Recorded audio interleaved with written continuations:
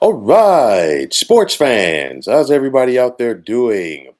William Martin coming at you one more time here on YouTube with another edition of the 300 Pounds of Sports Knowledge Podcast. There is no one around that will deny the consistency of the Tampa Bay Rays. Over the last 16 years, the Rays have been one of Major League Baseball's most consistent winners, which includes them winning a pair of American League pennants. But outside of those two American League championships, the Rays have had a rough go of things in October. In 2021, the Rays won a franchise best 100 games, but they were sent home by the Boston Red Sox in 4 games in the ALDS. Last year, the Rays were in line to win the American League East until a late season swoon would result in them having to settle for a wild card berth. They really stumbled, honestly, to get that wild card berth. They were the last wild card in the American League. And then after that, we saw them go home in 2 games in the wild card round, courtesy of the Cleveland Guardians. This year, the Rays were tooth and nail with the Baltimore Orioles atop the American League East, but they fell 2 games short of winning the division in spite of the fact that they won 99 games. Those 99 wins earned the Rays the top wildcard spot in the American League and home field advantage in their first round series with the Texas Rangers. But all of that amounted to just a hill of beans as Tampa's season is over after just 2 games in this postseason. Now, at the end of the day, I don't care who you are. You cannot win games in October if you don't score runs. And in their 2 games against the Rangers in this series, the Rays only managed to score one single run. You go back to game number one. Tampa had so many opportunities early on to get to Ranger starting pitcher Jordan Montgomery. They kept leaving guys on base. The next thing you know, Jordan Montgomery settled in and he gave Texas 7 solid innings on the mound. Tampa's pitching was supposed to be a strength in their postseason run. You're talking about a team that had the third best ERA in the American League this season, but Texas did the better job as far as getting to the Tampa Bay pitchers. On top of that, getting to the bullpen, and again, that bullpen was supposed to be a strength of the Rays, not just their bullpen, but also their defense. And in Game One yesterday, we saw Tampa commit 4 errors, two by Yandy Diaz, and I don't care who you are if you're going to commit 4 errors in a game, whether it's little league, college, high school, or the pros, more than likely you're going to lose that contest, especially in the postseason where the mistakes are magnified so much. At the end of the day, it's also sad that once again, nobody was there to see the Rays lose as this team just continues to not draw well at the Trop, but yet and still they're set to get a new stadium in the Tampa St. Pete area. And my question is this a problem for baseball? And I actually believe that it is. You heard the broadcasters for game one trying to make excuses for it, saying, well, it's an early start. People are at work. Well, I'll tell you like this. If we're talking about Yankee Stadium in the postseason and it's a 3 o'clock start, there's going to be a sellout. People are going to be lining up trying to get those tickets. The same thing can be said for the St. Louis Cardinals, Los Angeles Dodgers, San Francisco Giants, Philadelphia Phillies, and the big market clubs. The problem is Tampa doesn't draw. And I've talked about Florida baseball before, where we've already seen the Marlins get a new stadium in Miami, and they still do not draw, in spite of the fact that the Marlins made the playoffs this year. I mean, you're talking about the Rays. The Rays have been one of MLB's best teams over the last 10 years, but nobody goes there to watch. I mean, the entire upper deck for games one and two at the Trop were empty. It's one of those where you could hear a pin drop, and that really does not give you a home field advantage. Honestly, I also think it's embarrassing for Major League Baseball because I know that Major League Baseball is saying that the ratings are up this year, attendance, and they're probably right. I'm not going to sit up here and dispute that, but nonetheless, when you've got a postseason game and you have more empty seats than you have people there, that, my friend, is an issue, and it's going to continue to be an issue once the Rays get their new stadium. Now, the Rays are who they are, and what they are is a great regular season team. But what they do does not translate to success in the postseason. And I say that because the Rays' backbone is their pitching and their defense, which you still need to win in the postseason. Don't get me wrong. But Tampa, the way that they're structured, they don't have a guy or two that can get hot and put this team on his back, if you will, at the plate for a series. I mean, you look at this quick series right here.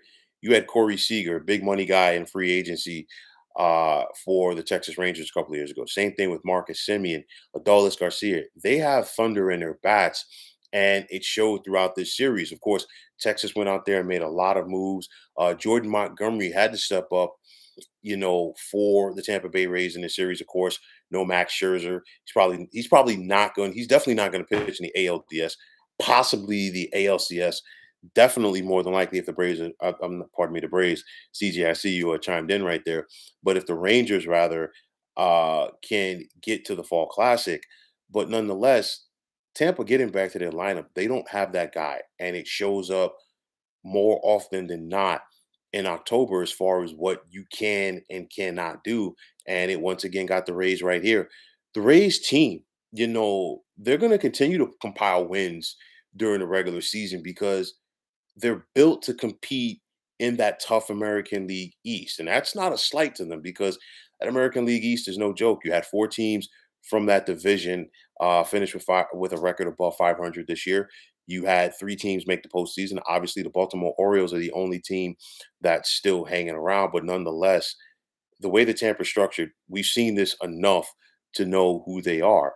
CJ, I know that you're, happy and waiting to see, who the Braves are going to face. More than likely, the way it's looking right now, it's going to be the Phillies, and I'll have plenty to talk about that in the next coming days. But I mean, I don't know about you, but I think that it's not a good look for baseball when you have so many empty seats for a playoff game. And this is not the first time that this has happened. I mean, we know about the Rays rather doing things on a budget, and I mean, I'll jump across the country for a minute and talk about the Oakland Athletics. And I know they're probably going to go to Vegas soon, and that's in itself is sad. But nonetheless, the A's are like the Rays, where they do everything on a budget. But I guarantee you this, even on a budget, the A's would still draw pretty well out there in the Coliseum in Oakland in the regular season. And then come playoffs, they can easily get about 35,000 people there. And I've seen at times in recent years for the A's, rather, they would open up that upper deck at the Coliseum to get even more people to come out there and people support. But you're talking about a Rays team. They don't get the love, and it is very unfortunate. And again, I just think it's a bad look for baseball. Obviously, that was an early game throughout this week, and obviously, if it had gone to Game 3, that would have been the case as well. But they just don't draw well. People aren't supporting that product right down there, and it's unfortunate. I mean, you look at Milwaukee right now, and they have a game on right now. You got to sell out there for the most part. Citizens Bank in Philly, you got to sell out. Up at the Twin Cities at Target Field, you had a sellout, and that place was rocking. And I don't care what anybody says, and I'll talk about that Jays Twin Series tomorrow. But I feel like the crowd there in Minneapolis impacted that series. Okay. And I guarantee you later this week in Camden Yards, okay, when the Orioles take on the Rangers, that place is going to be electric. Globe Life Park down in Texas is going to be electric for when the Rangers get there. Um, the name of the stadium, and CJ, you could chime in with this on me. I think it's SunTrust Field where the Braves play down in Georgia. I mean, we know that place is going to be rocking. Okay, I talked about Citizens Bank, but the thing is, it's like Tampa. It's not happening there, and I mean, it's one of those where I try to be neutral on these things, but I think MLB would be better served for the Phillies to take care of the Marlins in this series. And I say that because let's just say, sake of argument, Marlins come back and win this game. Okay, fine. They win game 3. So then they move on to face the Braves in the LDS. Okay, we know that what the atmosphere is going to be like in Georgia for the first two games of that series. We know it's going to be the exact opposite when if that series were to shift to Miami. Nobody's going to be there. The only time you've seen a crowd at Marlins Park in Miami is during the World Baseball Classic, not for a Marlins game, and that's a problem. It's one of those where I hate to sound like this, but I'll be real about it. Florida is meant for spring training. And then at the end of the day, no disrespect to the Marlins or Rays, but if you're in Tampa or if you're in Miami, there are so many other things to do on an afternoon during the summertime than be at an indoor park watching baseball. People want to be on their yachts. People want to be out in the ocean. People want to be at the beach, barbecuing, whatever. But the bottom line is they just don't draw there, and it's very unfortunate. And that trend is going to continue regardless of where they are. But nonetheless, credit to the Texas Rangers. I can't say that the Rangers had to go there and overcome the home crowd because at the end of the day, you could hear the Rangers fans literally cheering when something happened. And then at the end of the day, the Rays just did not give their fans anything to cheer about. I know that the Rays did have some injuries nonetheless, but there aren't too many teams this time of the year that are healthy. But at the end of the day, like I said earlier in this podcast, I don't care who you are. I don't care if you have four Cy Young candidates out there. I don't care if you had, and CJ, you can chime in on this as well with what I'm about to say. I don't care if you had Maddox, Glavin, and Smoltz going out there 1, 2, and 3 in a series. If you're not scoring runs, regardless of what Maddox, Glavin, and Smoltz can do, they'll keep you in a game, yeah, but you're not going to win. And the Rays never got their bats going. They never put the pressure on Jordan Montgomery yesterday. They didn't put the pressure on Nathan Eovaldi today, and they paid for it. And once the bats of the Rangers got going, there was nothing for the Rays to do. Also, again, having a true home field advantage factors in because you've got to give people something to cheer for. And let me rephrase that: you got to have people there and also give them something to cheer for.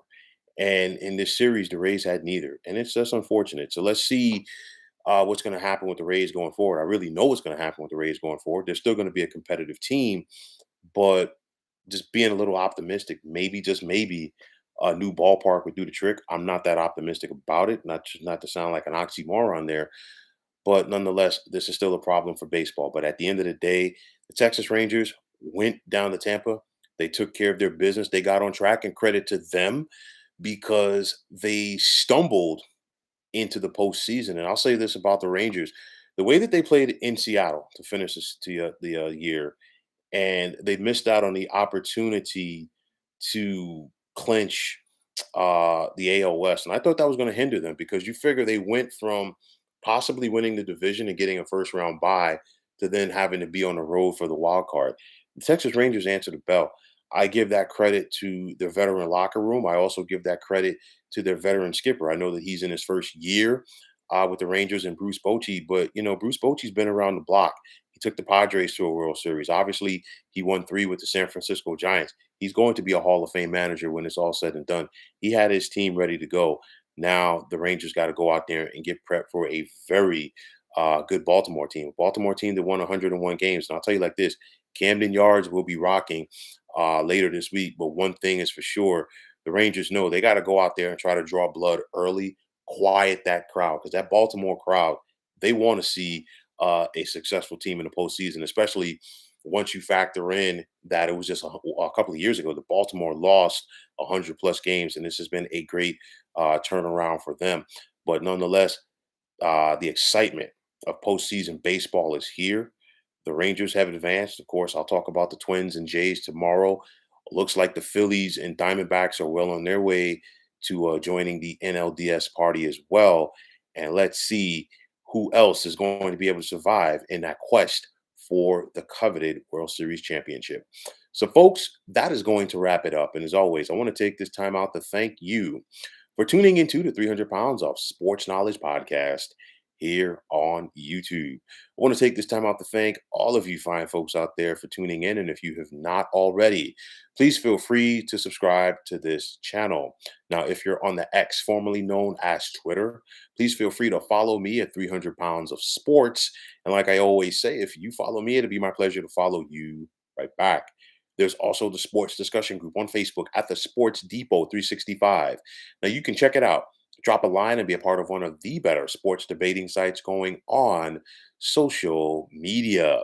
CJ, as always, it's a pleasure. I definitely appreciate the support and definitely keep your eyes peeled because later on in this week, I'm going to be talking about the LDS round. And I'm sure that you got plenty to say, my man, as far as Braves Phillies. Because it's looking like it's going to be that way right now. I turned off the game right now just to do this. I haven't checked the score. I think before I turned it off, it was 3-0 in favor of Philadelphia. I think Real Muto had just gone yard, but nonetheless, you figure Braves Phillies. Obviously, you got two NL East rivals. These two teams met in the playoffs last year. Of course, Philly got the best of Atlanta in 4 games, and I really want to talk about this series because I'm going to be really intrigued because one thing that I don't think a lot of people are going to talk about that could have some importance in that series. The Braves clinched the East this year at Citizens Bank, and then of course, the folks at Citizens Bank took a lot of criticism because they congratulated the Braves for winning the East on their home scoreboard. So let's see, how that factors in for the Phillies. And I didn't get a chance to talk about it then, but I felt like, you know what, you never in the world of sports, you never really count your chickens before they hatch. There's no love lost between the Braves and Phillies, definitely, and I think that's going to be a very good series. And like I said, I'll be touching on that in a couple of days. But with that said, I am William Martin and I'm signing off. And I'm saying thanks once again for tuning into the 300 Pounds of Sports Knowledge podcast here on YouTube. Okay, just before I go, you're chiming in and you're saying last season, both Max Fried and Spencer Strider were not healthy, which was true. We were without Albies. I want to see how this Braves team looks. I mean, real quick, the Braves were resilient because you figure the year that they did win, they didn't have um, Ronald Acuna Jr. So they got him back. He's playing like an MVP right now. The Phillies, of course, obviously, they have not had their starting first baseman, Reese Hoskins, all season long. Of course, he inspired the folks at Citizens Bank last night by throwing out the pitch for Game One last night. So either way, I think that's going to be a great series. And like I said, we're going to wait and see what happens there. And like I said, CJ, I'll be touching on that in a couple of days. But with that said, I'm signing off and saying thanks once again for tuning into the 300 Pounds of Sports Knowledge podcast here on YouTube. Be well, everybody.